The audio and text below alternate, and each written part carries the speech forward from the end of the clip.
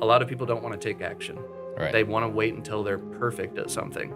I just went and did something. What gave you that confidence? Came from my mother from a very early age. Mm-hmm. She told me over and over and over that I was supposed to do something big in this world that impacted a lot of people. Yeah, you're a real estate investor. You want to make money. But to be successful in this niche, you truly have to divorce your desires for what you want and really think about the other person on the side of the table. And if you provide enough value, the deals will come.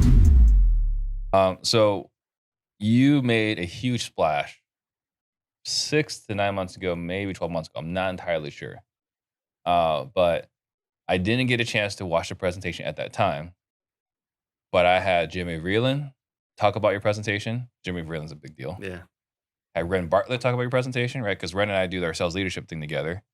And there were other people. They're like this kid, Michael. He talks about pre-foreclosures. It's crazy, right? What was it that you were talking about that blew everyone's minds?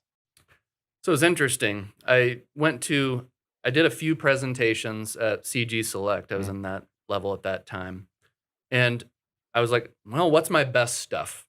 My best stuff is pre-foreclosures. I thought it would be common sense. I was actually kind of concerned when I came in there that it was going to be something that people were going to be twiddling their thumbs and not interested in. But I presented on that whole topic in a smaller setting.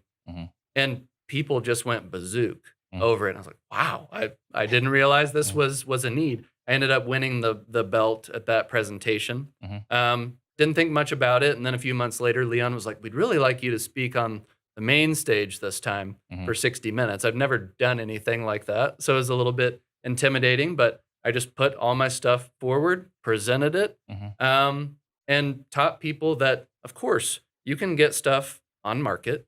That's great. You can get deals, no doubt. You can go direct to seller. It's great. We all do it. I do it in my own company, but there's another level, direct to motivation. So I taught that at a high level and just kind of gave them a cursory glance of how to get that set up in their business. And I probably get messages on Instagram every few days just from new people that are coming into CG and they see that presentation. They're like, oh my gosh, I have to put this into place right away. Please help me. So it's been a fun ride, and I'm glad it's been useful for people. How has Sub 2 been a part of your story? Well, it's one of my 5 options. I've become a millionaire just off of Sub 2s. So I owe so much to you, and I owe so much to Pace for opening my eyes to being able to buy a house with creatively. So that just blew my mind that I was able to do that type of transaction relatively easily. And I was just a bolt on to what I was already doing. And it just helped me help more sellers. But after I'd done a few of those, I was like, I have to meet this guy. So I came down to Phoenix, and it was a kind of out of body experience meeting you and Pace. And I've come a long way in the last few years, but I owe a lot to you guys. Yeah, well, appreciate that. And then before, again, we continue, how does someone get to see your content on your door knocking? Yeah, check me out on Instagram, Michael_Frankie. And I do some extended door knocking stuff on YouTube. You can check me out there, Michael D. Frankie. There you go. So your title then, Pre-Foreclosure King. So it's not just pre-foreclosures though. I mean, you really focus on niche lists. Niche lists. Pre-foreclosures is my baby. It's my love. It's what I like to do. But that's only one list of 23 that I would attack. Yeah. So if let's just say you're one of the other objections I get is like, well, my state, Maryland or whatever states there are, we can't even approach people about pre-foreclosure. We can say, hey, we're in the neighborhood. We want to buy houses. Do you have? But everyone's going to have an excuse. Right. Or my state's too competitive. Or Florida, the foreclosure period's too long. It just doesn't work for me. Well, maybe it doesn't. But there's other lists that you can go towards, such as probate, eviction, divorce, water shutoff. There's an endless amount of motivation out there. And you can apply this principle that we've just talked to any other list. Right. So whereas I talk about pre-foreclosures all the time, so people around the country are taking action, it gets a little bit more red ocean-ish. Something like probate, hey, go find that probate, go check out those doors, call those heirs. You can do that whole same thing without as much competition. So that's the beauty of it. No matter where you are, And if your state allows certain types of communication or if they have data readily available, Mhm. there is a list for you. Everyone fishes or everyone buys fish. They go to PropStream, Hmm. they go to Property Radar, they go to 80/20, and they buy this data from the company. I guess what they didn't know is that you can always fish for yourself Yes. instead of buying fish.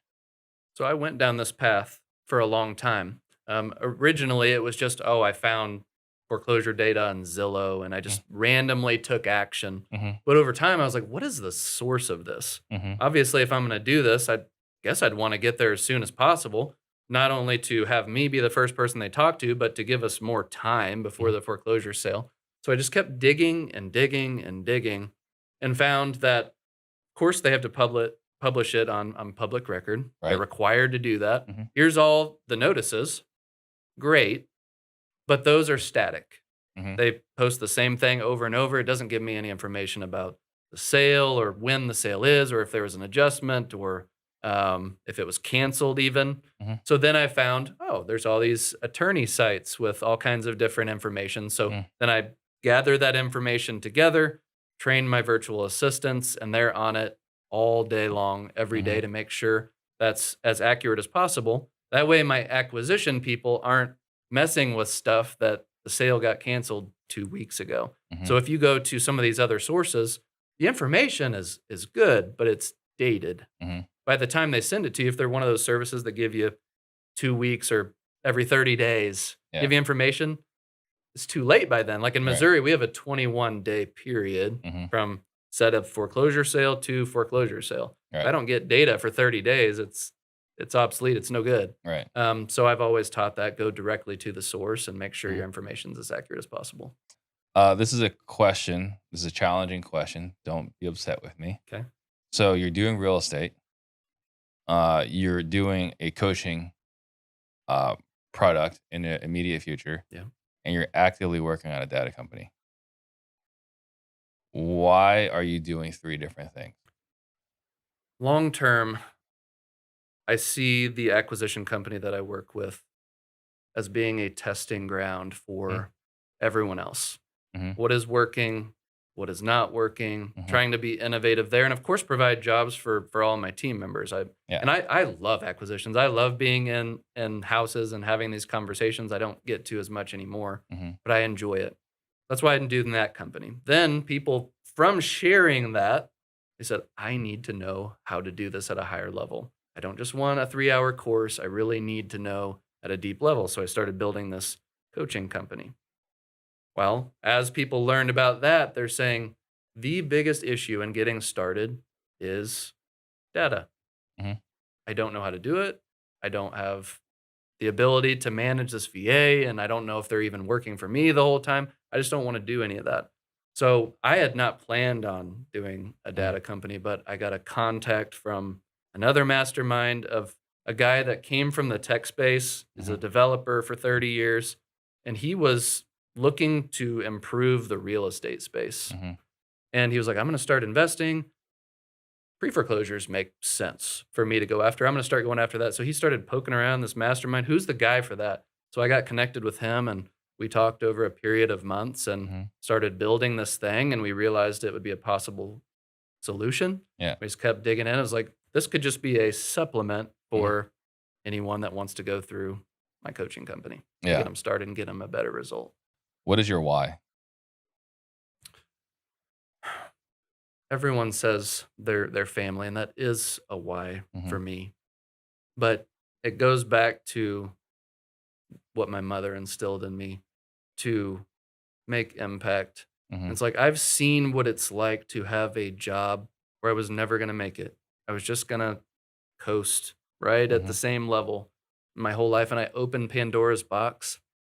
And I just want people to have that opportunity to not necessarily do the business at the level that we maybe do it, but it's mhm, like, man, what if they saw my YouTube video and it's like they were able to do 2 deals a year mhm, and double their income.